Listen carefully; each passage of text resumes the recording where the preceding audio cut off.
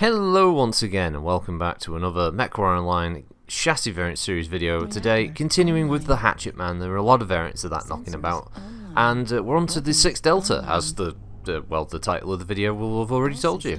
So the 6 Delta, as you can guess by the Delta being in there, means that it is a Davion variant of the mech. It's a rather advanced piece of tech. It has an extra jump jet for a start, so it can jump a little bit further, which is more of a consideration for the tabletop, really. It gives it an extra hex or two to jump.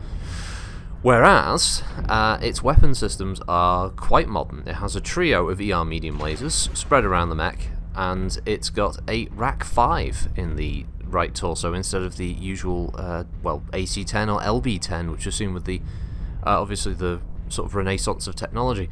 The Rack 5 is obviously an ability for the Hatchetman to lay down some covering fire, essentially.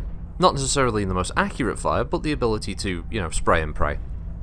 Combined with some ECM, making the mech a potential for MWO players out there who like their stealth armour mechs. It means you can have a stealth armour Hatchetman with, I don't know, probably like a light Gauss in the right torso, something along those lines. I'm sure there's already a few applications, because one of the things with the Hatchetman is, despite being a 45 tonner, it actually spreads damage fairly well because it has quite a narrow profile. Like, its body is very thin, and its arms are quite close to it, its legs are very close together. It's an unusual looking mech in MWO, and as such, damage to, or hits to locations don't necessarily transfer exactly where you're aiming. It tends to spread the damage across the different hitboxes, so it can be quite good to torso twist with this a lot more than normal, because it will spread the damage a lot quicker. In my experiences of recording these, I've taken way more hits in a mech like this than I feel than I should have been able to weather, compared to some of the other mechs out there that feel a bit broader, that they're a bit wider physically.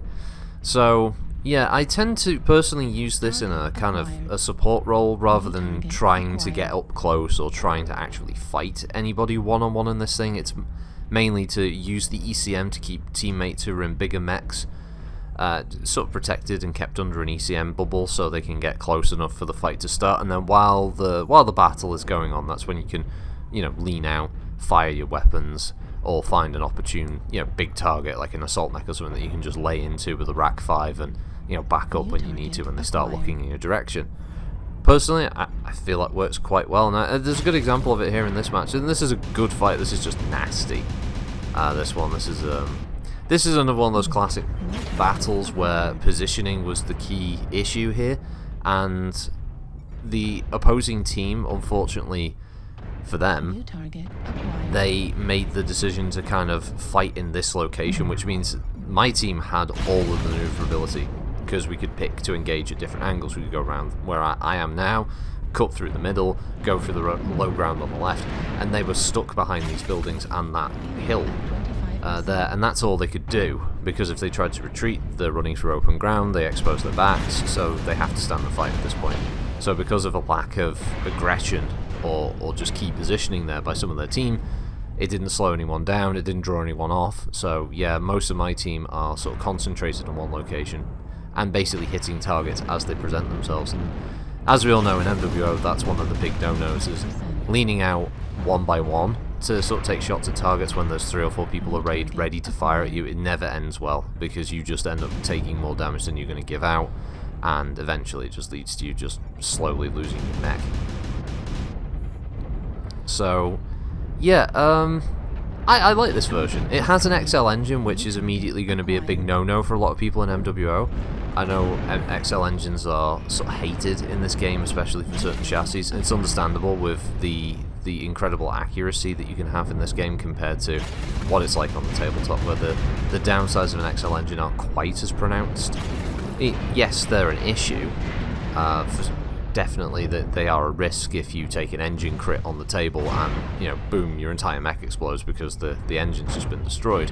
But in MWO it's even worse, because you're not even rolling for random damage locations. Someone who's like a laser bolt will just carve through that side torso and kill you. And I think pretty much all of my deaths in the Hatchetman 6 Delta has been down to the XL engine. But because of the narrow profile and the way that the hitboxes work, it's not as pronounced. It's not like sticking an XL engine in something like an Awesome, for instance. You're not going to suddenly have a scenario where your mech just pops because you've got, you know, because your side torso is just massively exposed. So you can, as I said, you can spread the damage easy enough. The other obviously downside here with this build is the Rotary 5, just a single Rotary 5 in MWO doesn't do a lot of damage. I mean, if you can hold the trigger down for however long you can before it overheats, then, you know, yeah, you can potentially do a lot, but most people don't tend to stick around to get, you know, rinsed by by Rotary weapons fire all that much. So, you know, you're going to be doing most of your damage with ER medium, so I can already imagine there are plenty of people just sort of looking at what alternate builds they could create with this, and I'm sure some of them will be very effective, especially like maybe utilizing that top high-mounted torso with some stealth armor. I can already see basically, so that Thanatos that shot me, because that's what happened to the Thanatos, isn't it? It's a mech that, in my opinion, is cool. I really like it, but in MWO terms, it's a broad slab of meat, and it gets targeted very easily and very quickly. And one of the best things you can do with a Thanatos is you stick stealth armor on it and a pair of Gauss rifles of whatever size, and you run around with that because you get targeted less because you can't be locked onto while you're stealth, and you've got weapons that generate virtually no heat. And I could see it working for this Hatchetman. Obviously, with the right engine and stuff, you could probably get some pretty good speed out of it, and you can run around very quickly. And yeah, you could make this into a nasty little sort of stealth sniper that plinks away at the edge of the map. And you know, you could probably rack up a lot of damage. Don't know how many kills you rack up, because my personal opinion, I feel that these stealth builds that rely on the rest of the team running around getting shot and you just sitting back on a hill sniping with like Gauss or something isn't really contributing to the team so much. Like I don't think these stealth builds are the ones that win matches. They're definitely the ones that allow you to run around a lot more to sort of do little sneaky stuff, but I don't think you're the linchpin. You know, I don't think you're the one that's making the big difference on the front.